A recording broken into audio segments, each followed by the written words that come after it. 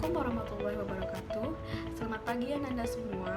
Semoga Anda semua dalam keadaan sehat walafiat tentunya. Nah, pada pembelajaran hari ini kita akan membahas tentang manajemen perkantoran. Nah, di sini Ibu akan menjelaskan beberapa materi tentang manajemen perkantoran, yaitu kita akan membahas dari pengertian manajemen perkantoran, fungsi-fungsi manajemen perkantoran, tujuan dari manajemen perkantoran, ruang lingkup pekerjaan manajemen perkantoran, kemudian ada prinsip-prinsip dari manajemen perkantoran. Ada 5 pembahasan. Nah, untuk yang pertama, Ibu akan menjelaskan dari pengertian manajemen perkantoran. Untuk pengertian manajemen perkantoran, kita terlebih dahulu mengetahui yaitu pengertian dari manajemen. Pengertian manajemen ada dari Kamus Bahasa Indonesia, kemudian ada menurut para ahli. Dari Kamus Besar Bahasa Indonesia, pengertian manajemen yaitu penggunaan sumber daya secara efektif untuk mencapai sasaran dan pimpinan yang bertanggung jawab atas jalannya perusahaan dan organisasi. Kemudian, menurut para ahli yaitu dari Ricky W. Griffin, manajemen merupakan sebuah proses perencanaan, pengorganisasian, pengkoordinasian, dan pengontrolan sumber daya untuk mencapai sasaran secara efektif dan efisien. Berdasarkan pengertian manajemen tersebut, maka dapat kita ketahui bahwa manajemen perkantoran dapat diartikan sebagai rangkaian aktivitas yang merencanakan, mengorganisasikan, mengarahkan, mengawasi, dan mengendalikan hal-hal yang berhubungan dengan pekerjaan tersebut untuk mencapai tujuan-tujuan yang telah ditentukan terlebih dahulu. Untuk materi selanjutnya, kita akan membahas tentang fungsi dari manajemen perkantoran. Yaitu ada 4 fungsi yang harus kita ketahui. Yang pertama, fungsi perencanaan atau planning. Fungsi ini yaitu sebuah perusahaan tentu harus mempunyai rencana dalam melaksanakan kegiatan organisasi.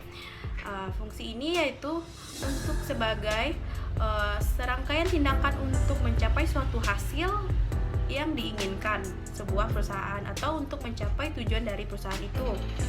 Kemudian ada yang kedua, pengorganisasian atau organizing. Fungsi ini yaitu dapat mempermudah manajer dalam melakukan pengawasan dan menentukan orang-orang yang dibutuhkan untuk melaksanakan tugas yang sudah dibagi-bagi atau sesuai dengan porsi dari tugas para karyawan kantor tersebut. Fungsi pengorganisasian dalam manajemen perkantoran sangat penting. Ada beberapa alasan yang menjadikan dia penting, yaitu dapat membantu mewujudkan struktur organisasi yang jelas, kemudian dapat mendeskripsikan tugas dari setiap bidang atau bagian dalam organisasi secara jelas, kemudian wewenang dan tanggung jawab dalam organisasi menjadi lebih jelas. Kemudian ada dapat memperlihatkan antar tugas atau pekerjaan dari setiap unit organisasi. Kemudian ada sumber daya manusia dan material yang dibutuhkan dapat kita ketahui. Nah, untuk yang ketiga fungsinya yaitu pengarahan atau controlling.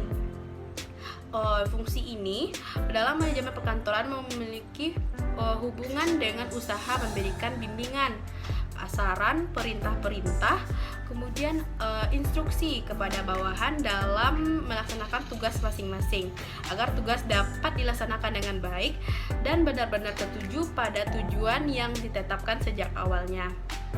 Kemudian ada yang keempat, fungsi dari pengawasan atau controlling. Nah, fungsi ini berfungsi sebagai menjaga agar seluruh kegiatan dari organisasi dan efektivitas pendayagunaan sumber daya manusia yang tidak menyimpang dari rencana sehingga tujuan organisasi atau perusahaan dapat direalisasikan dengan benar dan baik. Secara garis besar, proses pengawasan dalam manajemen perkantoran mengandung langkah-langkah kegiatan sebagai berikut, yaitu diantaranya menentukan objek-objek yang akan diawasi. Yang kedua, ada menetapkan standar sebagai alat ukur pengawasan atau yang menggambarkan pekerjaan yang dikehendaki. Kemudian yang ketiga, ada menentukan prosedur, waktu, dan teknik yang dipergunakan. Menggunakan hasil kerja yang dilaksanakan, kemudian membandingkan antara hasil kerja dengan standar yang mengetahui apakah ada perbedaan atau tidaknya. Kemudian ada melakukan tindakan perbaikan terhadap suatu penyimpangan.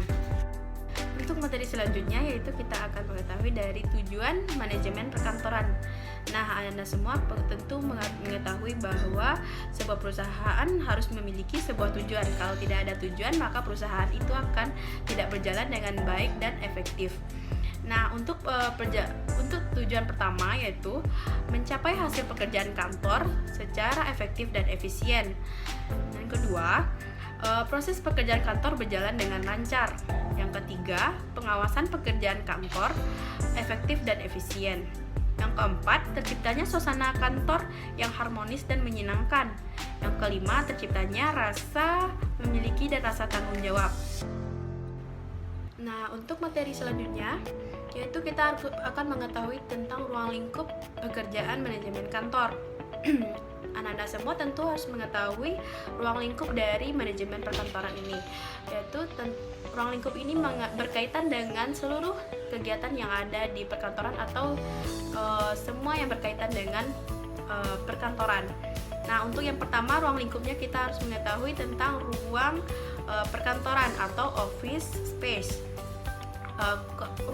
Ruang perkantoran atau office space adalah sebutan tempat yang digunakan untuk perniagaan atau perusahaan yang dijalankan secara rutin, yaitu tempat para anggota organisasi atau atasan dan bawahan melakukan kegiatan organisasinya. Kemudian ada yang kedua, komunikasi atau communication. Komunikasi didefinisikan sebagai proses mengirim dan menerima pesan dan dikatakan efektif apabila pesan dapat dimengerti dan menstimulasi tindakan atau mendorong orang lain untuk bertindak sesuai dengan pesan tersebut. Nah, tentu dalam organisasi kita harus mempunyai atau melaksanakan komunikasi di dalamnya. Tanpa adanya komunikasi, tentu sebuah tujuan dari perusahaan tidak akan dapat tercapai secara efektif dan efisien. Yang ketiga ada pegawai kantor atau anggota dari perusahaan.